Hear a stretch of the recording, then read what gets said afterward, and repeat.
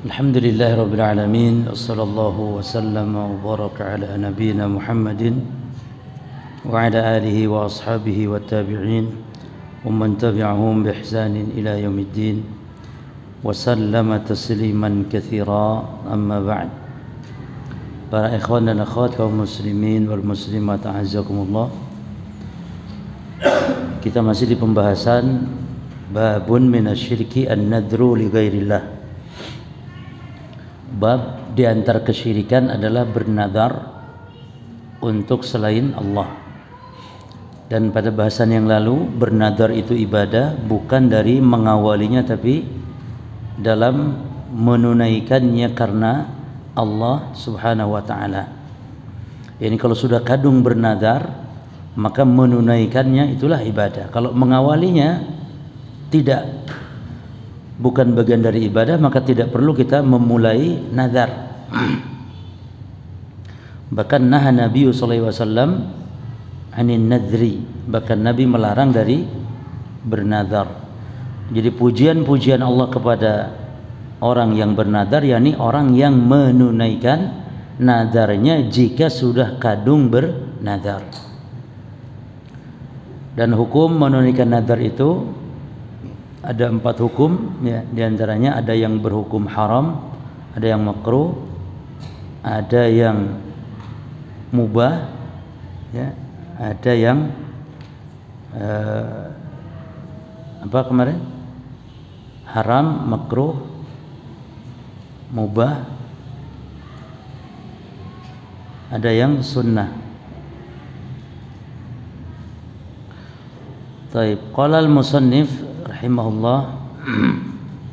Ini hadis yang terakhir ya berkaitan nazar, dan hadis ini sebagai kaidah dalam nazar, yaitu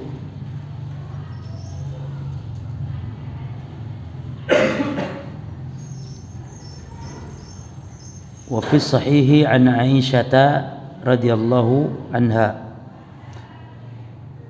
dan di dalam sahih yang maksud sahih Bukhari, an Aisyah radhiyallahu anha, dari Aisyah semoga Allah meridhoinya, anna Rasulullah SAW qala, bahwa Rasulullah SAW bila bersabda, man nadhara an yuti Allah, barang siapa yang bernadar untuk mentaati Allah, fal yuti'hu, maka hendaklah mentaati Allah. Nah, ini dalil menunjukkan kalau menunaikan nazar itu hukumnya wajib kalau nazar dalam urusan ketaatan.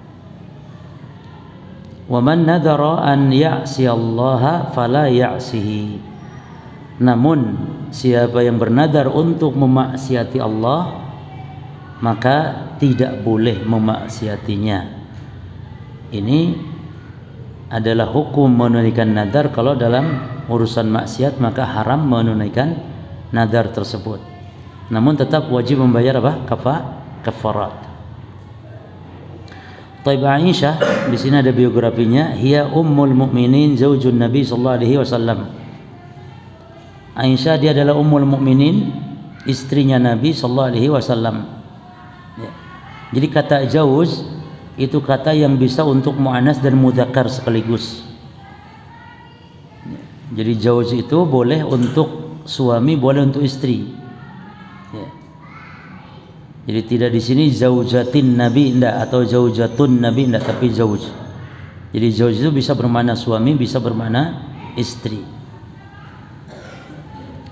Zaujun Nabi yakni istri Nabi sallallahu alaihi wasallam, wa bintu Abi Bakr As-Siddiq, dan putri dari Abu Bakar As-Siddiq radhiyallahu anhuma. Wahia, dan Aisyah itu afqahu, beliau itu afqahun nisa'i mutlaqan, wanita yang paling faqih. Faqih itu mengerti ilmu agama. Mutlaqan, secara mutlak. Wa afdalu azwajin Nabi sallallahu alaihi wasallam, dan istri-istri Nabi yang paling afdal. Ma'ada Khadijah, selain Khadijah. Berarti istri Nabi yang paling afdal ada 2 yang paling afdal di antara istri-istri Nabi. Yang pertama Aisyah, yang kedua Khadijah. Taib, pertanyaannya mana yang afdal antara Aisyah dan Khadijah di antara yang dua ini? Jawabannya dirinci tergantung masanya. Di awal Islam yang paling afdal siapa? Di awal Islam Khadijah. Di akhir Islam ya, setelah Khadijah wafat, maka yang paling afdal adalah Aisyah. Ya, jadi menunjukkan dua-dua ini sangat luar biasa. Ya, sehingga para ulama menyimpulkannya demikian. Kalau di awal Islam jelas Khadijah yang paling afdal karena di situ tidak ada perjuangan Aisyah. Khadijah mengorbankan hartanya ya, di jalan Allah, bahkan jiwanya ya, membela agama Allah.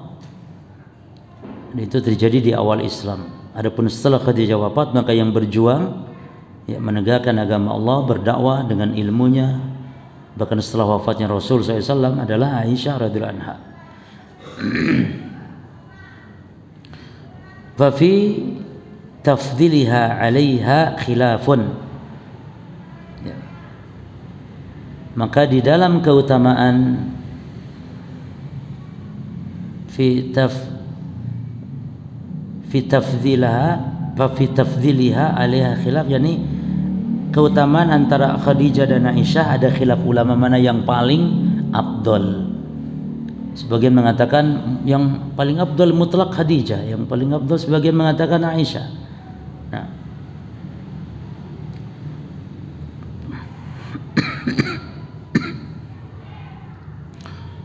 taib, namun dirinci ya, kalau dirinci maka demikian perinciannya. Tufiyat sanata 57, meninggal tahun 57 minal hijrah. Nah, ini biografi Aisyah radhiyallahu anha, dan beliau ini, Aisyah ini termasuk di antara sahabat atau sahabiyah istri Nabi juga yang paling banyak meriwayatkan hadis ya. Taib, wa fi sahih ay sahih al-Bukhari, ay sahih al-Bukhari. Kalau disebutkan fi sahih memang bisa terjadi atau bisa maksudnya Muslim, sahih Muslim. Tapi yang dimaksud kalau sahih di sini maknanya adalah sahih al-Bukhari. Fal yuti'hu, perkataan dalam hadis maka taatilah. Kalau nazar untuk ketaatan maka taatilah Allah. Ai liyaf'al ma nadharahu min ta'atihi, yani hendaklah dia mengamalkan, melakukan apa yang dia nadarkan min ta'atihi berupa ketaatan. Ketaatan itu seperti amal-amal taat yang dipandang baik oleh agama, oleh syariat. Baik ibadah mahdhah atau ibadah gair mahdhah. Ibadah mahdhah seperti ibadah-ibadah yang tata cara pelaksanaannya adalah paten berdasarkan wahyu, seperti sholat, rukun Islam ya, sholat, puasa, zakat. Adapun gair mahdhah yang tidak ditetapkan caranya, bahkan sebelum Islam pun sudah ada dan sudah dikenal. Nah, contohnya apa? Gair mahdhah itu contohnya menafkahi istri, itu gair mahdhah. Maka kalau bernadar untuk misalnya memberi kepada istrinya ya, atau mungkin memberi kepada anaknya, maka nadar ini menjadi wajib ya, karena nadar itu kemarin apa? Mewajibkan sesuatu yang asalnya tidak wajib karena Allah. Mewajibkan sesuatu. Atau nadar memberi kepada anak.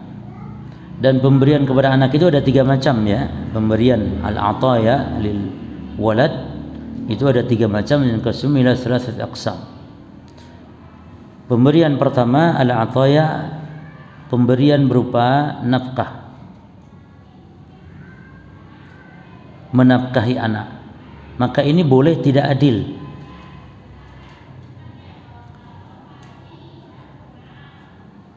Karena disesuaikan dengan apa? Dengan nafkahnya. Kalau anak usia besar, usianya dewasa, beda dengan anak yang usianya apa? Masih kecil. Masa anak TK diberi jajan sama dengan anak yang kuliah? Nah, ini nafkah beda. Yang kedua, toya itu berupa pemberian orang tua kepada anak, atau toya berupa hibah. Maka hibah ini harus adil, walaupun beda antara anak laki anak perempuan. Harus adil. Kalau misalnya diberi tanah seluas sekian, ya semuanya harus sama. Kalau diberi kendaraan semuanya sama, nggak lihat laki perempuannya, beda dengan warisnya. Kalau hibah itu sama, hukum asalnya demikian. Yang ketiga pemberian itu adalah al-ata'il hajah, pemberian karena hajat. Maka ini boleh tidak sama, tidak harus adil. Misalnya ada seorang anak yang memang dia butuh, ya, sesuatu yang anak yang lain tidak butuh. Misalnya ada anak yang sedang kuliah, anak yang kuliah butuh alat-alat kuliahnya. Maka yang anak SMA yang tidak ada keperluan, ya jangan iri dengan pemberian orang tuanya kepada kakaknya yang sedang kuliah. Atau anaknya sakit di rumah sakit, biaya sekian juta. Lalu anak yang sehat ngomong, "Pak, masa kakak dapat juta-juta biaya, aku juga." Ya kamu kan sehat gitu loh. Jadi boleh tidak adil dalam pemberian yang sifatnya hajat. Ya. Baik. Kemudian fala ya'sihi ay fala yaf'al ma nadharahu minal ma'siyah. Jangan memaksiati. Ya, kalau nadar dalam maksiat maka jangan memaksiatinya. Ai fala yaf'al, jangan melakukan ma nadharahu, apa yang dinadarkannya, minal ma'siyah, berupa kemaksiatan. Taib, al-ma'na lil ijmali lil hadis, makna global terhadap hadis. Anna Nabiya sallallahu alaihi wasallam ya'muru, bahwasanya Nabi sallallahu alaihi wasallam beliau memerintahkan man sadara minhu nadru ta'atin, barang siapa yang keluar darinya nazar berupa ketaatan. Saudara yakni memulai, ya, saudara itu memulai darinya nazar ketaatan. An yuwafiya binadharihi, maka harus menunaikan nadarnya, ya, karena ketaatan. Kaman nadara, seperti orang bernadar salatan, nadar untuk salat. Misalnya saya nadar karena Allah mau tahajud malam nanti, maka tahajud menjadi wajib baginya, dan nadar itu diucapkan, ya, saya bernadar karena Allah salat tahajud malam nanti. Jadi bukan sekedar niat. Kalau cuma niat saja, yaitu bukan nadar. Kalau tidak dilakukan tahajud, misalnya saya nanti tahajud dah, atau mungkin dia ngomong sama, mungkin istrinya ngomong sama suaminya, "Mas, engkau aku tak tahajud dah, insya Allah." Itu kan, itu bukan nadar, tapi itu hanya sekedar niat, sekedar rencana. Kalau tidak dilakukan tidak masalah. Tapi kalau nadar itu dia ngomong begini, saya nadar karena Allah, jadi harus ada ucapan saya nadar, ya. Halaman 108, yang PDF halaman 108. Jadi nadar itu harus ada ungkapan lisannya. Bahkan kalau nadar urusan berat besar, ya, maka itu kalau bisa ada saksi, ya.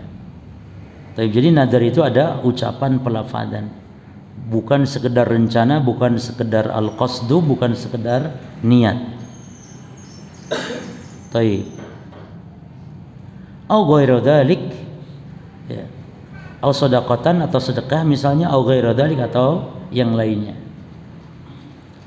Wa yanha, dan beliau Rasul sallallahu alaihi wasallam yanha, melarang, ya, man sadara minhu nadru ma'siyatin, orang yang mengawali darinya, memulai, orang yang memunculkan, itu saudara. Makna saudara itu banyak, memulai, yang keluar darinya, memunculkan darinya. Minhu nadru maksiatin, nadar maksiat, ya, melarang apa? An tanfidhi, untuk menunaikan nadrihi, nadarnya, ya, kaman, seperti, ya, nadara adzabha li ghairillah, seperti orang yang bernadar untuk menyembelih untuk selain Allah. Awis salat, atau nadar salat, indal kuburi, di kubur wali tertentu, orang soleh tertentu, ya. Awis safara, atau nadar bersafar, li ziaratiha, untuk menziarahi kuburan tertentu, kuburan orang soleh, kuburan wali, ya. Au ghairu dzalika minal ma'asi, atau nadar yang lain berupa maksiat-maksiat. Contoh nadar yang lain berupa maksiat apa misalnya, kawan? Nadar minum khamar misalnya, Ya, kalau sembuh sakit saya minum khamar, atau kalau sukses, kalau lancar, kalau naik, kalau ya enggak, kalau gol, ya. Apanya yang gol? Ya, rencana-rencananya lah ya. Maka minum khamar dan semisal, maka itu nadar maksiat. Nah, wajib untuk membatalkan atau haram untuk menunaikan, wa alaihi al-kafarah, dan bagi dia untuk membayar kafarah. Baik. Munasabatul hadis lil bab, kaitan hadis terhadap bab ini jelas ya, annahu dalla ala anna an-nadhra yakun ta'atan wa yakun ma'siyatan.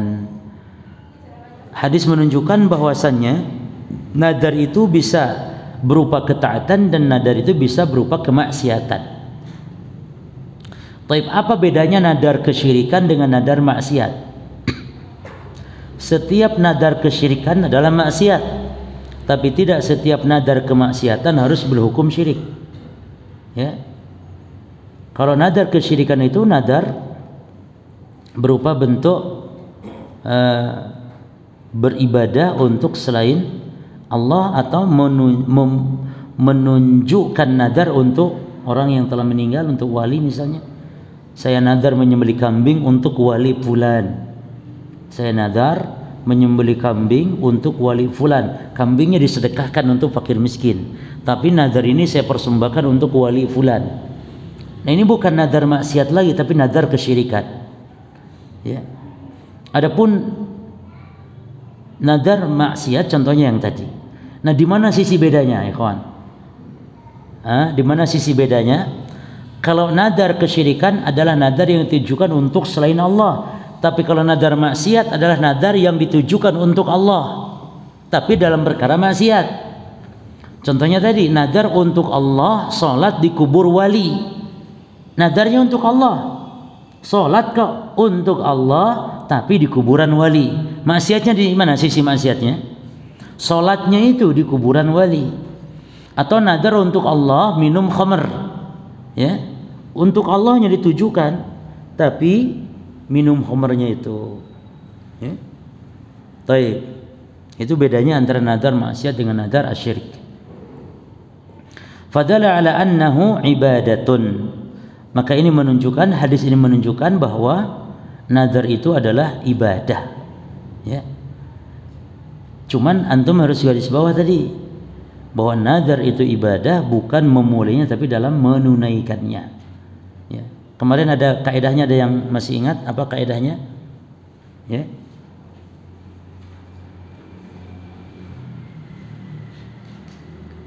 Apa kaidah nadar kemarin? Nadar itu ibadah ditinjau dari apanya?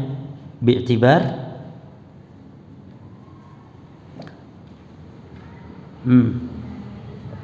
nadar itu disebut ibadah ditinjau dari apanya?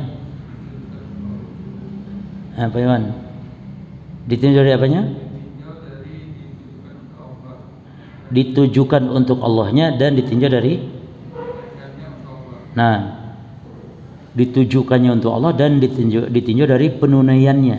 Kalau sudah kadung nadar, labi bukan ditinjau dari memulainya. Labi iqa'i, bukan ditinjau dari memulainya. Karena itu Nabi melarang nadar, bukan menunaikan nadar, tapi melarang memulai nadar. Adapun menunaikan nadar hukumnya apa? Ada perincian tergantung jenis nadarnya. Ya, kalau nadarnya taat wajib ditunaikan, kalau nadarnya maksiat wajib haram ditunaikan. Baik. Fadala ala annahu ibadatun. Faman nadhara li ghairillahi faqad asyraka bihi fi ibadatihi. Maka siapa yang nadar untuk selain Allah, maka dia berarti telah berbuat syirik dengan nadar itu fi ibadatihi, di dalam beribadah dia kepada Allah. Taib, ma yustafadu minal hadis, di antara perkara yang bisa diambil manfaat dari hadis di atas, al-awwal anna an-nadhra ibadatun fasarfuhu li ghairillahi syirkun. Bahwa nadar adalah ibadah, maka sarfuhu memalingkannya li ghairillah untuk selain Allah, syirkun adalah kesyirikan. Taib as-tsani, yang kedua wujubul wafa'i bin nadri ta'ah. Wajib nadar, wajib menunaikan nadar kalau sudah kadung nadar di dalam nadar ketaatan. Taib. Kita nanti buat kaidah lagi ya, yang keempat insyaallah. Ini kan sampai 3, nanti ada yang keempat. Tahrimul wafa'i bin nadri al-ma'siyati. Haram menunaikan nadar maksiat. Coba yang keempat. Apa faedah yang keempat? Apa hukum menunaikan nadar yang mubah? Ya. Al-ikhtiyaru fil wafa'i bin nadril mubah. Al-ikhtiyar boleh memilih ya fil wafa' bin nadril mubah, di dalam menunaikan nadar yang mubah. Tapi kalau memilih tidak menunaikan berarti harus bayar kafarat. Nadar mubah ya. Apa mubah itu contohnya? Makan nasi pecel itu mubah. Atau gundur rambut. Apa hukum gundur rambut laki-laki? Wajib ya nih? Ya kalau sedang ihram ya wajib. Enggak sedang umrah. Apa hukumnya? Mubah. Kalau ada orang misalnya saya nadar karena Allah makan nasi pecel. Apa hukum menunaikannya? Al-ikhtiyar. Memilih, boleh bebas antara bainal wafa wa adamihi, antara menunaikan atau tidak, bebas. Namun alaihil kafarat, dia harus membayar kafarat ya apabila tidak menunaikan nadar tersebut. Baik. Tambahan faedah.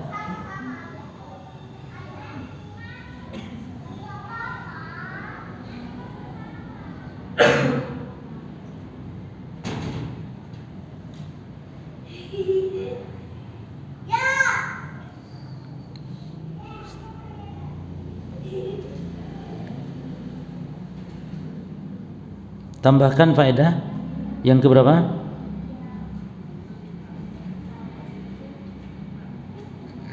Yang kelima.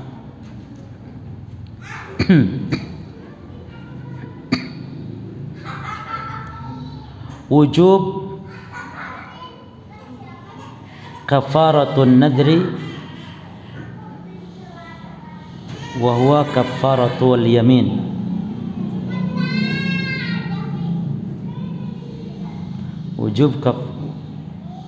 Wujub alaihi al-kaffara atau apa tadi? Wujub kaffaratun nadri alal ma'siyah wa huwa kaffaratul yamin. Wajib membayar kafarat ya, terhadap nadar maksiat, dan dia adalah kafarat sumpah.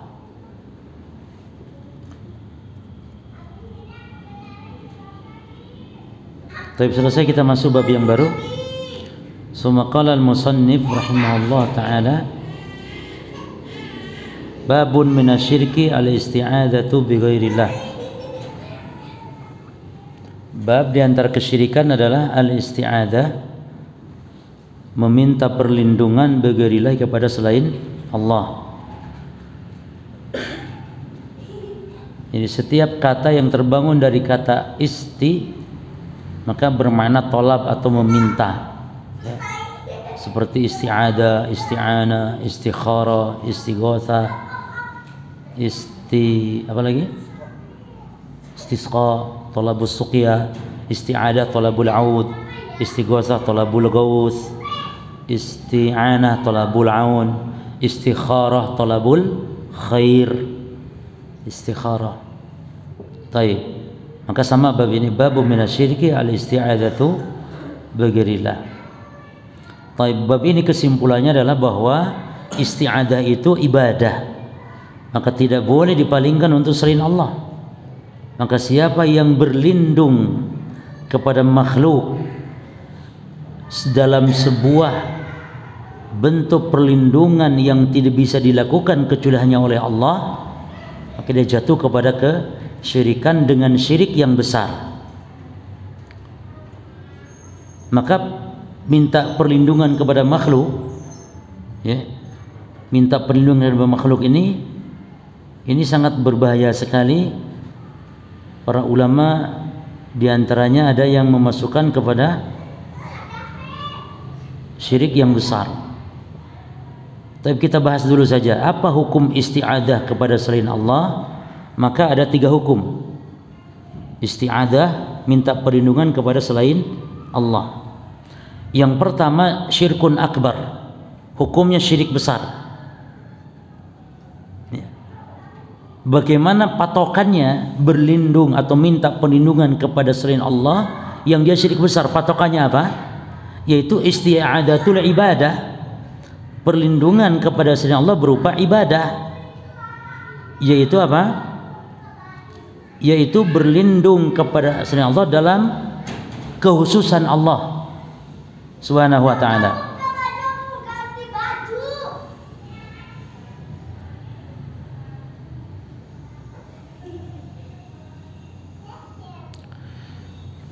Yaitu misalnya menggantungkan hati kepada yang dia mintai perlindungan tersebut dari mara bahaya, ya, yang semisal.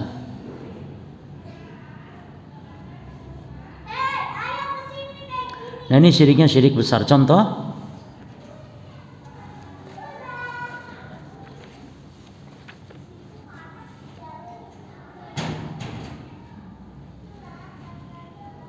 nah, videonya linknya terputus. Coba lihat.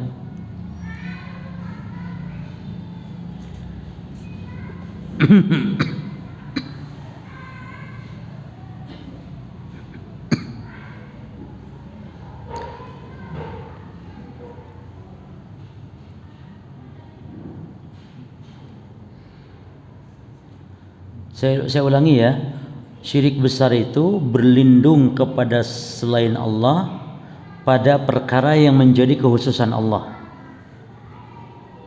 Berlindung kepada selain Allah fi syai'in dalam perkara min khasaisillah yang menjadi kekhususan Allah.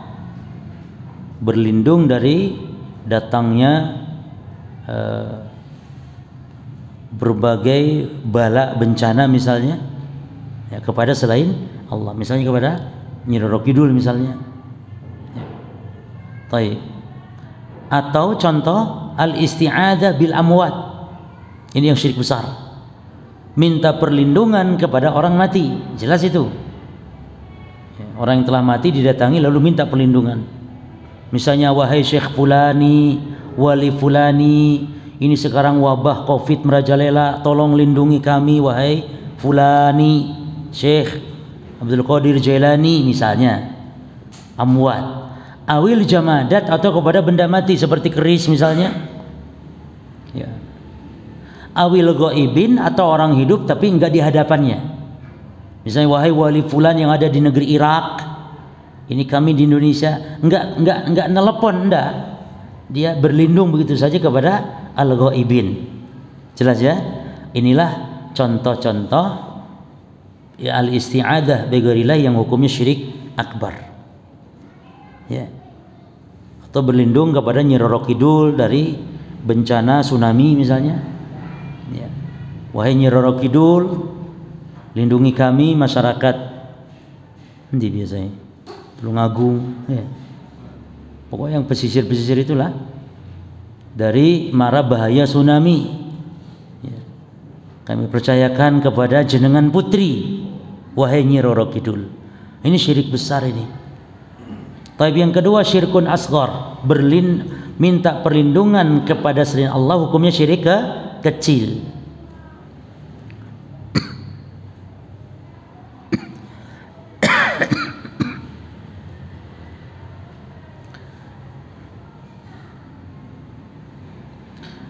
Apa dobitnya?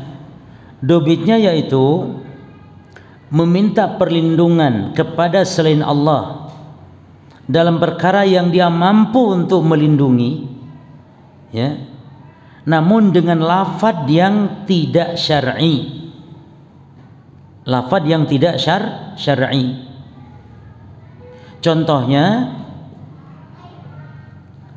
Asta'idzu billahi wa bika. Asta'idzu billahi wa bika.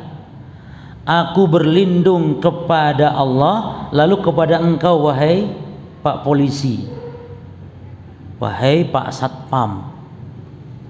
Berlindung dari kejahatan maling rampok kepada Allah dan kepada engkau wahai Pak Polisi. Nah, yang salah di mananya? Dan Pak Polisi bisa ndak melindungi dari maling misalnya? Bisa, dalam perkara yang dia mampu, tapi lafadznya tidak syar'i karena disejajarkan antara berlindung kepada Allah dengan kepada Pak atau kepada makhluk, ya. Walaupun hatinya bergantung kepada Allah, ya kawan, bergantung kepada Allah, cuman lafadznya saya yang salah. Dia bergantung kepada Allah bahwa Allah yang menyelamatkan dari maling, polisi hanya asbab saja, satpam hanya asbab saja, bergantung kepada Allah. Cuman ucapannya tadi seperti itu, maka ini syirik yang kecil. Karena syirik dalam ucapan, hukum asalnya syirik apa? Ucapan, ya. Mensejajarkan Allah dengan makhluk dalam ucapan, hukum asalnya syirik apa? Syirik kecil. Seperti Masya Allah wa syi'ta, ya, laulallah wa anta, apalagi asta'idzu billah wa bika, apalagi contohnya kalau enggak ada Allah dan kamu, ya, atas kehendak Allah dan kamu. Nah, taib yang ketiga, beristi'adah, minta perlindungan kepada selain Allah yang hukumnya jaizatun, hukumnya boleh minta perlindungan kepada selain Allah, boleh, halal, boleh. Yaitu apa? Yaitu yang terkumpul 3 syarat. Syarat yang pertama, antakuna bihayyin hadir, berlindung, minta perlindungannya kepada orang yang hidup dan hadir. Orang yang hidup dan hadir. Ini syarat yang pertama, syaratul awwal. Asy-syartu tsani an yakuna al-qalbu mu'tamidan 'ala Allah. Hati bergantungnya kepada Allah. Yang dimintai perlindungan hanya sebab. Wa an yaj'alal musta'adzi bihi sababan, dan menjadikan yang dimintai perlindungan itu hanya apa?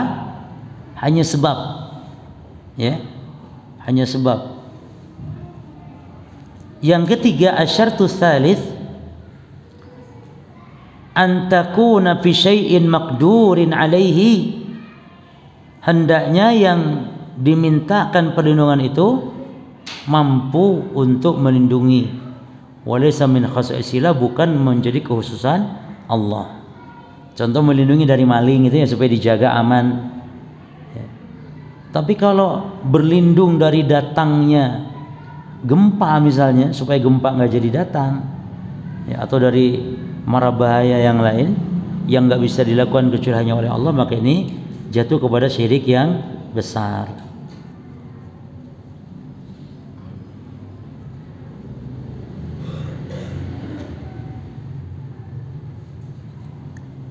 Baik, itu sebagai muqaddimah. Kita baca munasabatul bab wa qaulihi ta'ala, dan firman Allah Ta'ala, wa annahu kana rijalun minal insi ya'uduna birijalin minal jinni fazaduhum rahaqa. Perhatikan ayat ini, surah Al-Jin ayat 6. Ini persis dengan perbuatan orang-orang kita zaman sekarang yang kalau melewati tempat angker dia baca apa? Dia minta tolong perlindungan kepada penghuni. Misalnya kalau lewat tempat angker dia ngomong, "Mbah, tolong mbah, putumu mau lewat mbah, ojo ganggu mbah." Itu perlindungan kepada mbah. Terus yang dipanggil sopo? Mbah sopo tuh?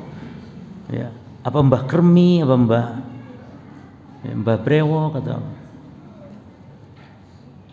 Nah, ini perbuatan orang-orang jahiliyah dahulu demikian. Ya.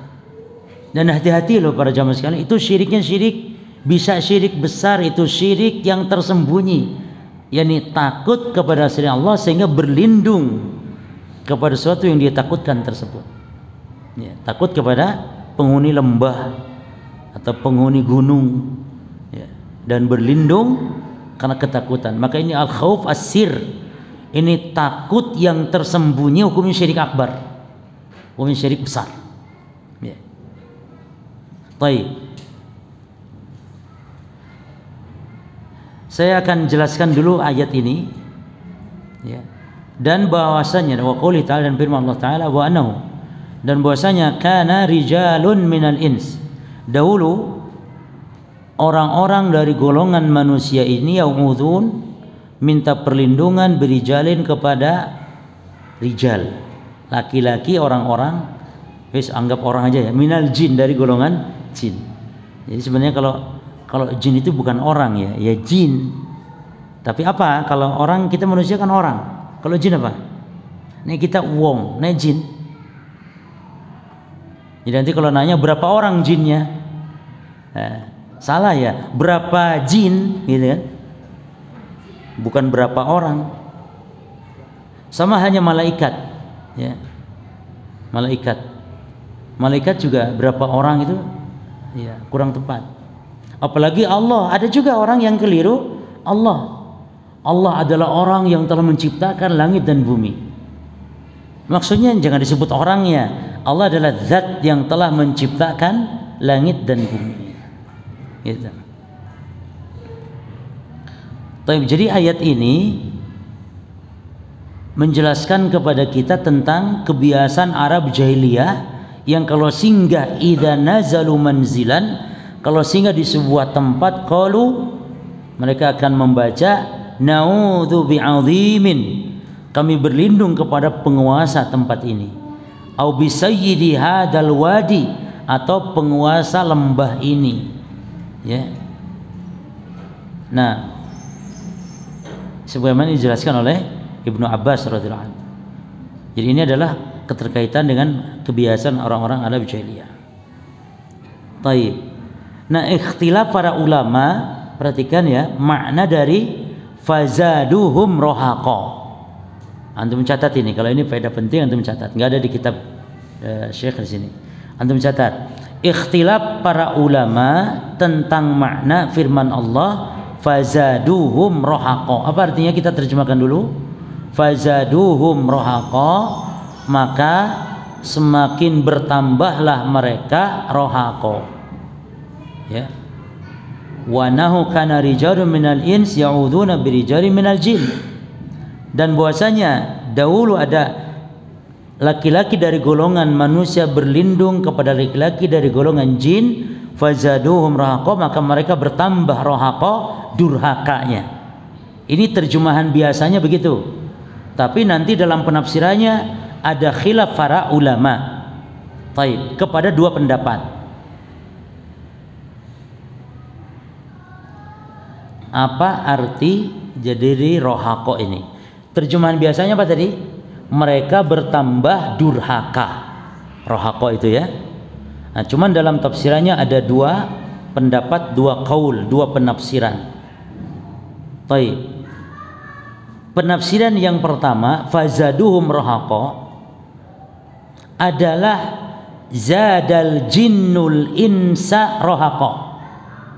Penafsiran pertama adalah zadal jinnul insa rahaqa, yakni jin menambah manusia semakin rohaqa. Jin menambah manusia semakin rohaqa.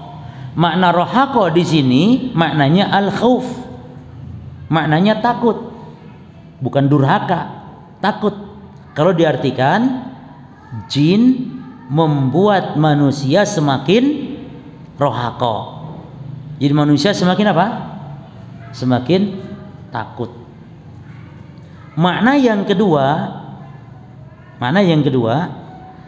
zad dibalik, zadal insu al jinna rohako. Ini makna yang kedua, dibalik. Kalau yang pertama, jin menambah manusia rohako. Yang sekarang kedua, al insu, manusia membuat jin semakin rohako. Apa rohako yang kedua nih? Aywa. Maknanya rohako di sini semakin sombong, semakin durhaka. Jelas ya? Berarti kesimpulannya rohako ini bisa bermakna takut, bisa bermakna sombong lagi durhaka. Kapan diartikan rohako takut? Kapan diartikan rohako takut? Diartikan rohako takut ketika maknanya jin membuat manusia takut.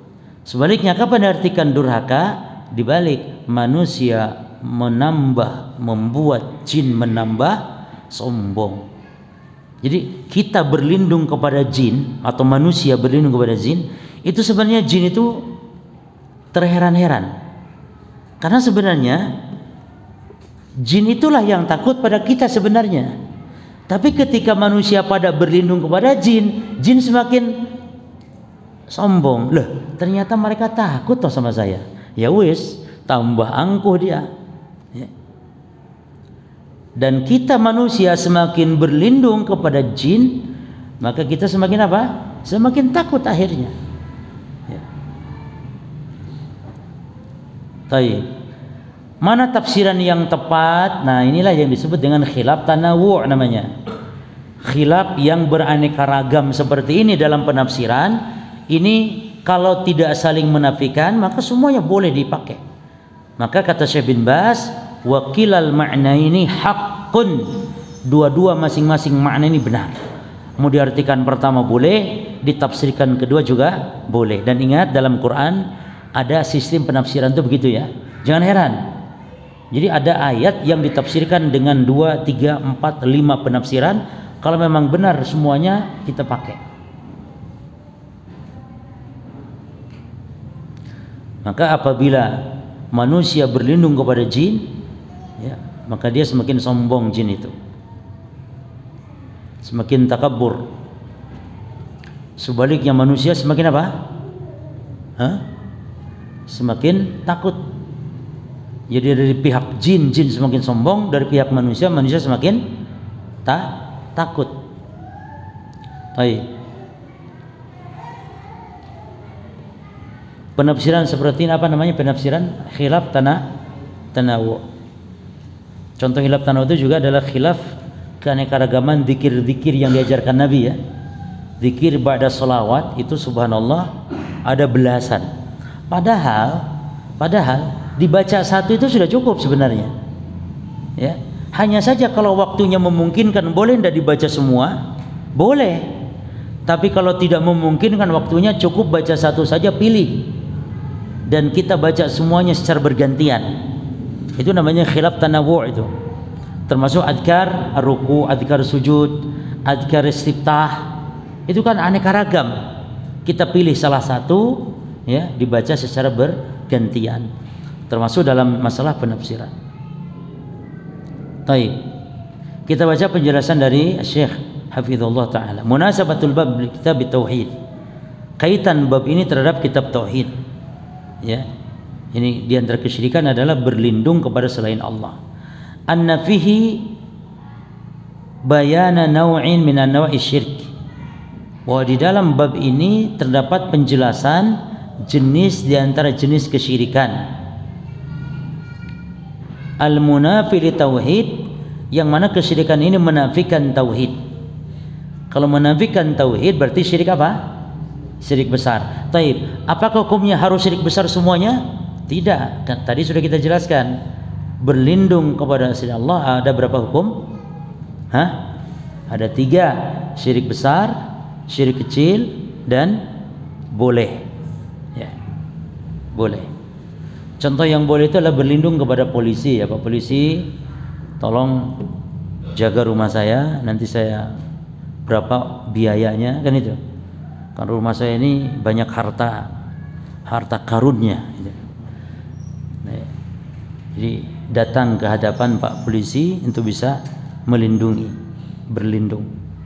Atau kita berlindung kepada orang yang dianggap tokoh mampu melindungi dari atau kepada para pemimpin misalnya, ya, itu boleh.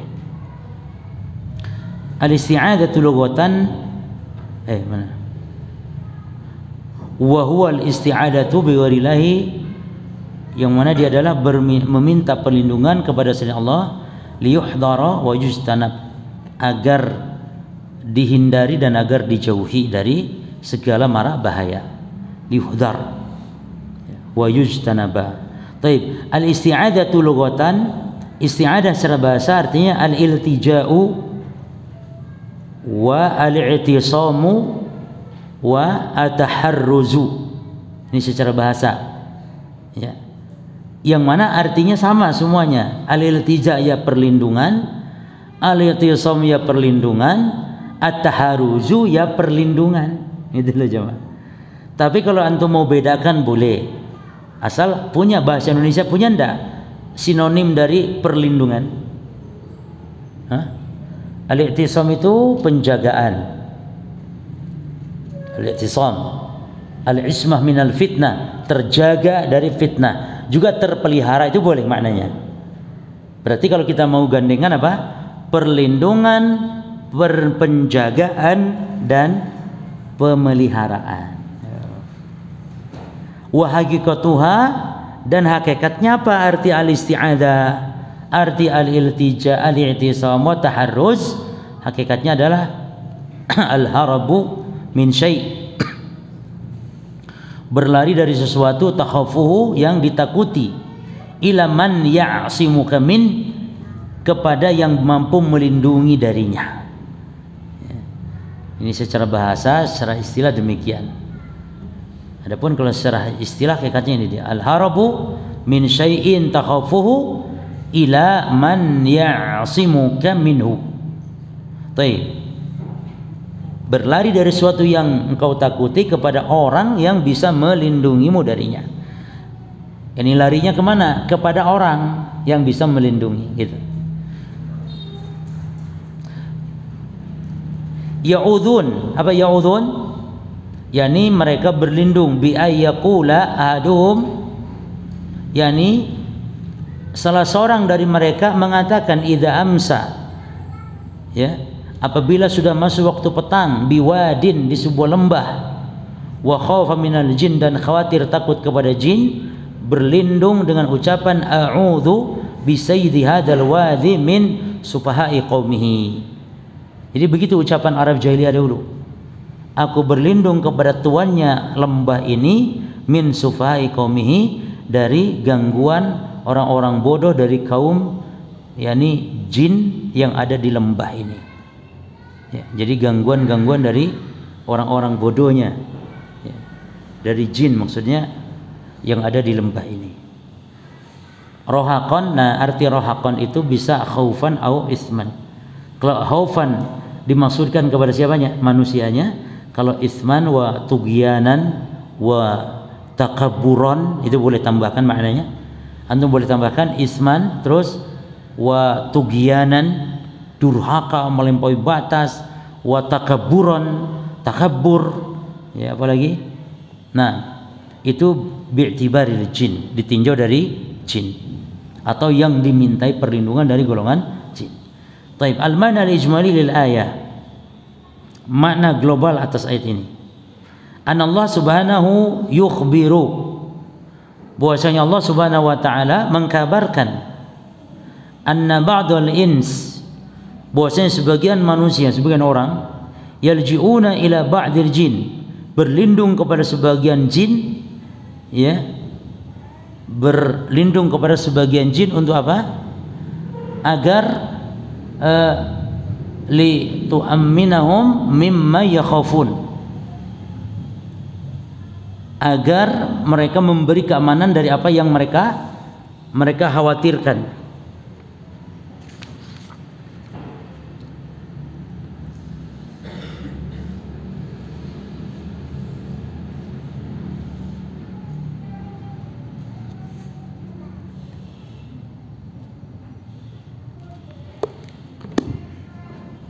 Litu aminahum itu sebenarnya nulisnya tidak begini sebenarnya.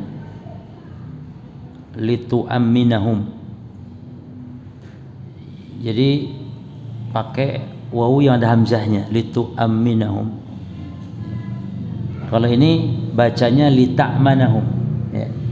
Tapi yang betul litu'amminahum mimma yakhafun, agar mereka memberikan keamanan terhadap apa yang ditakutkan oleh manusia.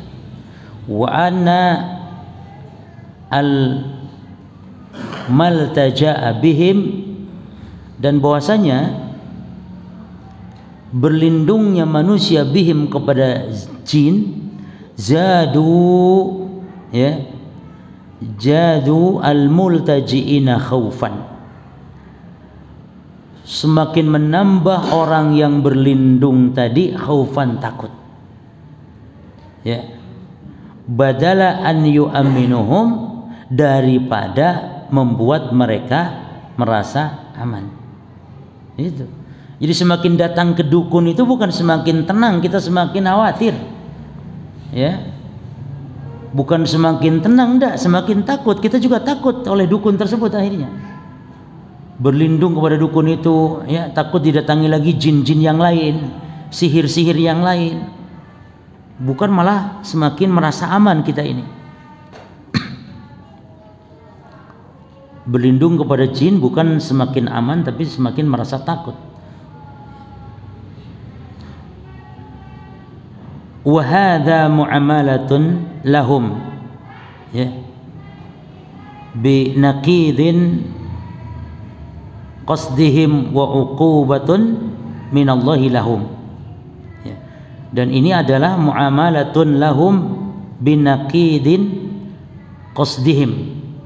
Ini adalah muamalah, ya, muamalah, yakni hubungan manusia dengan jin tersebut, binaqidin, dengan cara naqid, membatalkan qasdihim, maksud mereka, wa uqubatu minallahi lahum, dan ini sebagai bentuk apa, hukuman Allah kepada mereka, yakni sudah tidak tercapai tujuan, ya, yakni binaqidin qasdihim, dan juga uqubatun sebagai hukuman dari Allah dengan ketidakamanan tersebut. Taib, munasabatu al-ayat lil bab, kaitan ayat dengan bab, annallaha haka, bahwasanya Allah menceritakan an mu'mini al-jin, tentang orang yang telah beriman dari golongan jin. Ini sebenarnya ini jin yang telah beriman, buka kartu gitu. Annahum, bahwasanya mereka dahulu lama, tabayyana lahum dinur rasul, ketika jelas terhadap mereka agama Rasul, ya, wa amanu bi, dan mereka beriman kepada agama Rasulullah, dzakaru asya'an minasyirik, yakni mereka menyebutkan sesuatu dari kesyirikan-kesyirikan, kana tajri, yang mereka lakukan minal ins, ya, atau yang berlaku atau yang terjadi, itu tajri, minal ins, dari manusia fil jahiliyah, di zaman jahiliyah, ya, dari perbuatan manusia di zaman jahiliyah, min jumlati hal isti'adzah bi ghairillah, di antara bentuk kesyirikannya adalah berlindung kepada selain Allah, wa dzalika min babil istinkari laha, dan itu adalah bentuk pengingkaran jin tersebut gitu, yang sudah beriman. Jadi ini jin cerita dahulu zaman dia masih kafir, begitu diminta tolong sama manusia-manusia. Sekarang sudah beriman, tentu tidak lagi demikian, ya. Baik, ma yustafadu minal ayat, apa yang menjadi faedah dari ayat? Al-ula, yang pertama, annal isti'adzah bi ghairillahi syirkun, bahwa berlindung kepada selain Allah adalah kesyirikan, li'anna mu'mini al-jin, karena orang yang beriman dari golongan jin tadi, qalu, mengatakan, walan nusyrika bi rabbina ahada, dalam ayat selanjutnya, dan kita tidak berbuat syirik kepada Rabb kita, ya, menyekutukan Allah dengan sesuatu apapun, dengan seorang pun. Summa dzakaru ba'da dzalika 'ala wajhil istinkar, ya, kemudian jin tersebut menyebutkan setelah hal itu, yakni setelah ayat tadi, ya, dalam bentuk pengingkaran, sebagai bentuk pengingkaran, wa annahu kana rijalun minal ins ya'udzuna bi rijalin jinni. Bahasanya ada sekelompok orang dari manusia minta perlindungan kepada sekelompok orang dari golongan jin. Fazaduhum rahaqa. Baik. Tsaniyah umum risalati Muhammadin li tsaqalaini. Keumuman risalah Nabi Muhammad agama kepada manusia dan jin. Tsaqalain itu maknanya manusia dan jin. Jadi tidak ada nabi rasul dari golongan jin, tapi nabi rasul untuk jin itu dari manusia. Ar-rabi'ah yufhamu minal ayah, dipahami dari ayat annal isti'adzah bi ghaibillahi, dipahami yakni secara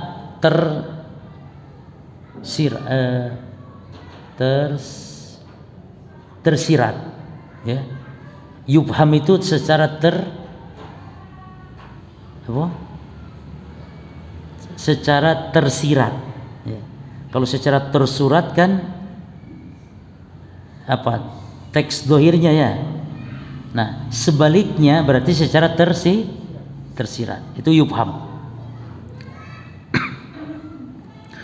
Yufhamu secara tersirat, yakni dipahami minal ayat dari ayat, yakni dipahami secara tersirat. Maknanya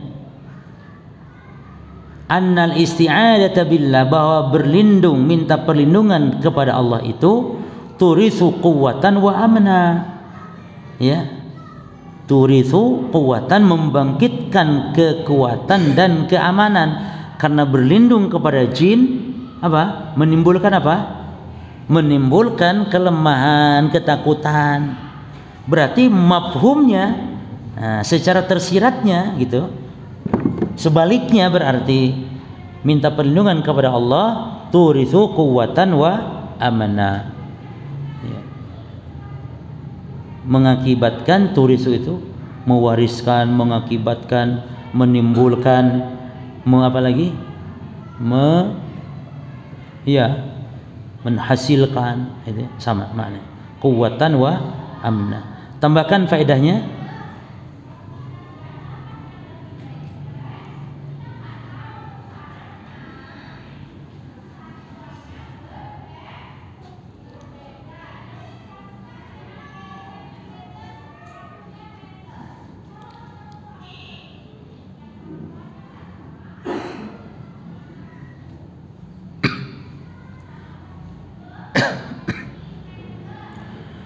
Annal muharram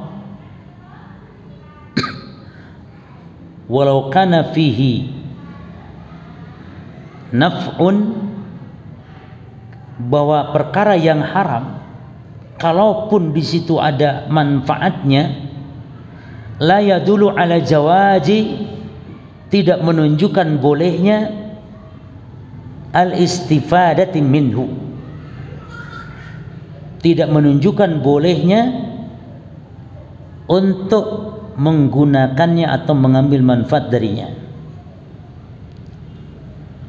Dalilnya Al-Baqarah 219. Oleh karena itu Allah berfirman, Al-Baqarah 219, yas'alunaka 'anil khamri wal maisir, mereka bertanya kepada engkau Muhammad tentang khamar dan judi. Qul fihima, katakan pada khamar dan judi itu ismun kabir, dosa yang besar, wa manafi'ul linnas, namun ada manfaat bagi manusia. Ada manfaat, tapi tetap tidak menjadikannya halal. Perkara haram walaupun ada manfaatnya. Contohnya musik. Mungkin bagi sebagian orang ada manfaatnya musik.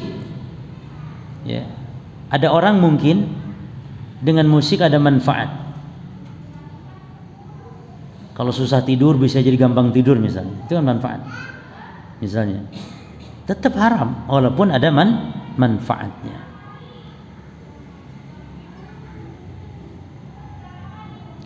Sebenarnya resep obat tidur gampang, tinggal hadir majelis ilmu, duduk seperti ini ngantuk, itu, ya. Makanya di majelis ilmu itu sakinah, tenang, saking tenangnya bisa tidur nyenyak. Apalagi khutbah Jumat. Oh, indah sekali dengar khutbah Jumat, apalagi yang khutbahnya pelan-pelan gitu ya. Maka ada khutbah tuh yang sunnah tuh mata memerah, suara tinggi, membentak, Itu supaya memang di antara hikmahnya jamaah nggak tidur itu jamaah. Ya. Baik.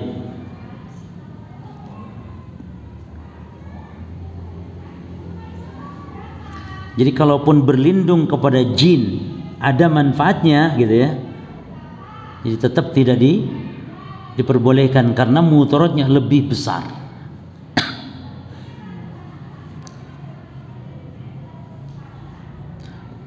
Terus pelajaran berikutnya apa? Faedah berikutnya, annal jin la yamlikuna naf'an wala yadfa'una dharra. Jin tidak bisa mendatangkan manfaat, menolak mudarat.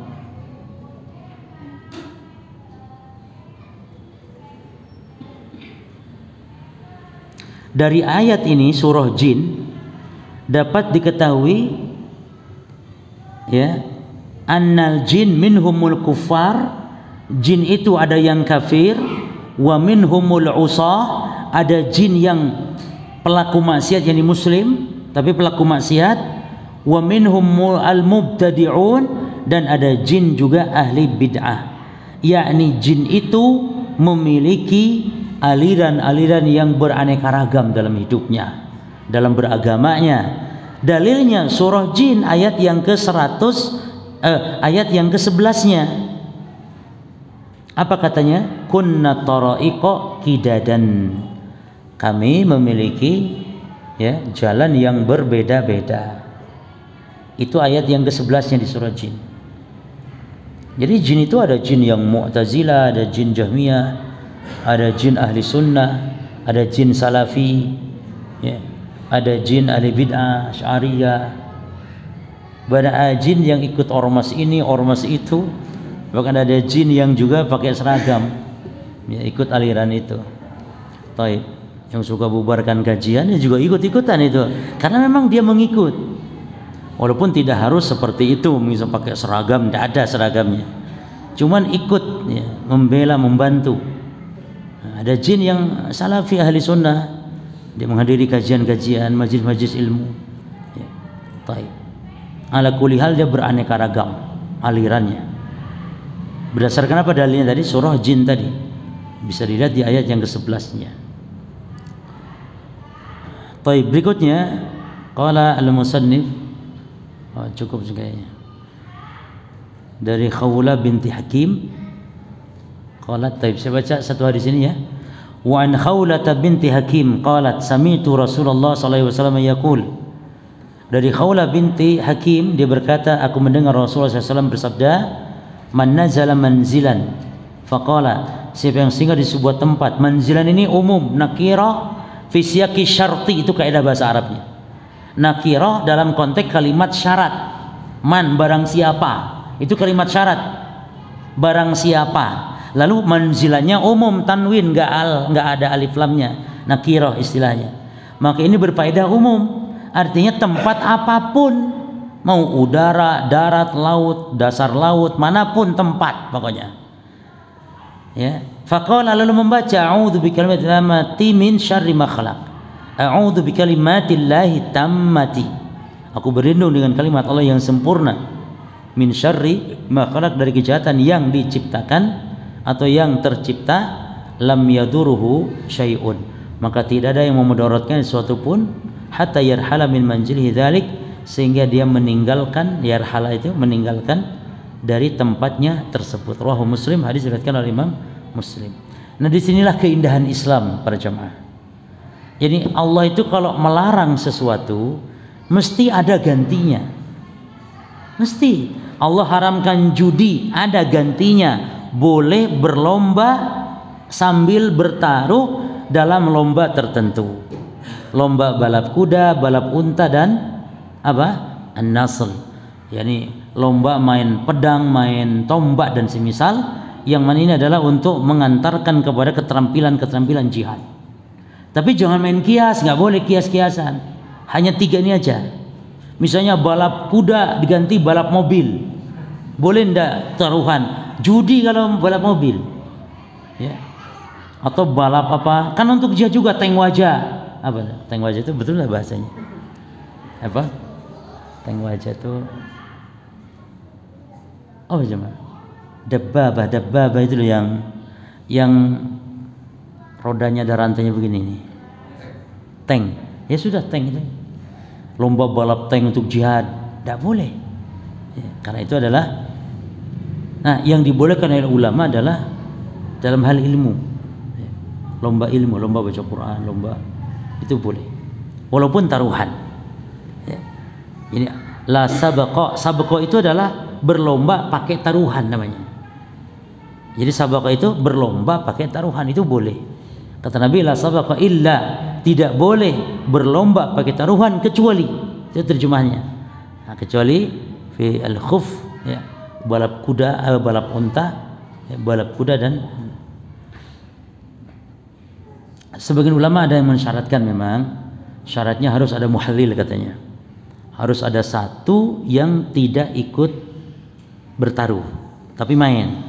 Jadi kalau misalnya ada yang 4 orang bertaruh 1 juta ya, balap yang tadi 1 juta berarti berapa totalnya? 4 juta. Nah, yang 4 orang ini harus cari 1 orang ikut bertaruh tanpa bayar. Itu namanya muhallil. Cari 1 orang menjadi berapa? 5 orang. Nah, sebagian mengatakan ulama, dan ini yang benar ya, tanpa ada muhallil boleh. Karena dalam nas hadis dohirnya kan begitu, tanpa ada muhallil, tidak disyaratkan. Namun sebagian ulama mensyaratkan muhallil agar tidak seperti judi. Lah ini kan judi tapi dihalalkan, judi yang halal. Inilah keindahan syariat Islam. Allah halalkan, Allah haramkan riba. Lalu Allah ganti dengan apa? Jual beli. Ya. Maka Allah haramkan minta perlindungan kepada jin kalau lewat di tempat angker. Maka Allah ganti dengan doa ini. A'udzu bikalimatillahit tammati min syarri ma khalaq. Baca, ajarkan anak-anak kita kalau lewat tempat angker, nah ini tempat menakutkan nak ya, ayo baca, berlindung kepada Allah. Ini tempat banyak bahaya, ya, banyak mungkin hewan buasnya apa, lewat mungkin banyak ular, banyak apa, ayo nak berlindung kepada Allah, baca doanya, gitu biasakan. Ya. Baik, cukup ya, insya Allah nanti kita lanjutkan di bagian syarah insya Allah.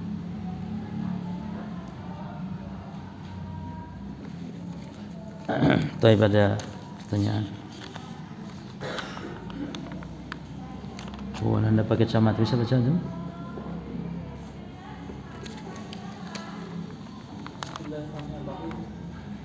Awan izin bertanya Ustaz, kalau misal seseorang bernazar karena mengharap ridha Allah Subhanahu wa taala dan pertolongan Allah, contohnya jika saya sudah mempunyai rezeki berapapun jumlahnya, saya akan berbagi kepada kaum kerabat. Apakah ini termasuk bernazar kepada selain Allah? Karena mengingat saya pernah di posisi yang sangat membutuhkan pertolongan Allah. Oh, jadi dia sangat butuh pertolongan Allah, maka dia bertawassul. Maka dia bertawassul dengan amal soleh, ya. Maka bertawassul dengan sodakoh yang dilakukan, ya. Jadi caranya tidak seperti ini, tapi caranya dia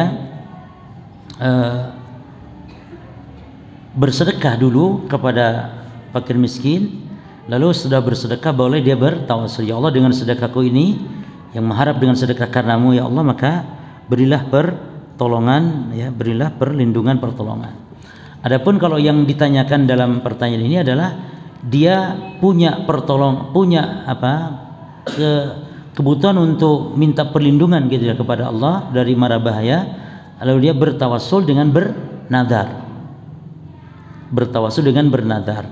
Nah, sementara nadar, memulai nadar bukan bagian dari ibadah gitu. Beda kalau dia menunaikan nadarnya.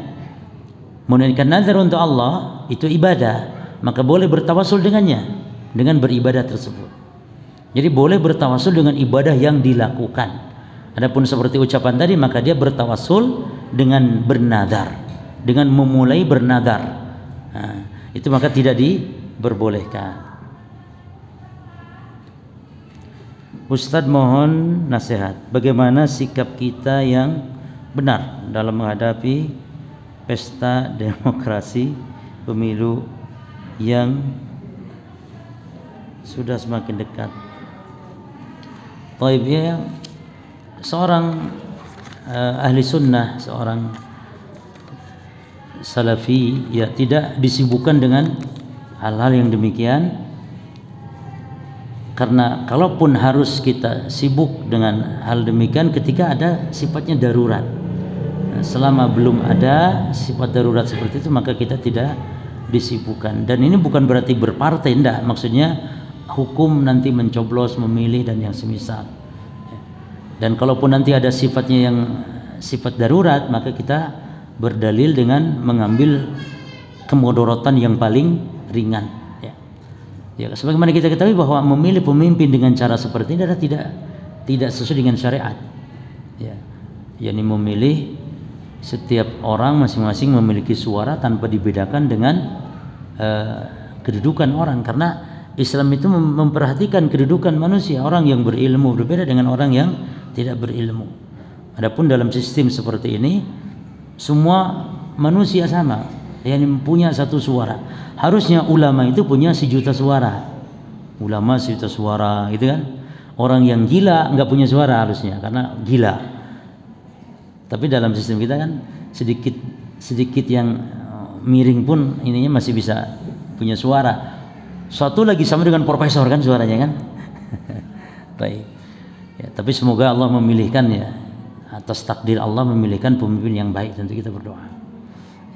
Ya kita lihatlah nanti ya, kalau kita darurat enggak nih. Darurat itu kalau satu calon kafir misalnya, satu calon muslim itu darurat. Boleh memilih. Atau satu calonnya jelas pastinya, satu calon orang Syiah misalnya. Yang satu calon misalnya ahli sunnah itu darurat. Ya, kita tidak boleh dipimpin oleh orang Syiah. Namun kalau sama-sama semuanya wong Indonesia, agamanya podo, ya ndak ikut-ikutan dalam hal memilih.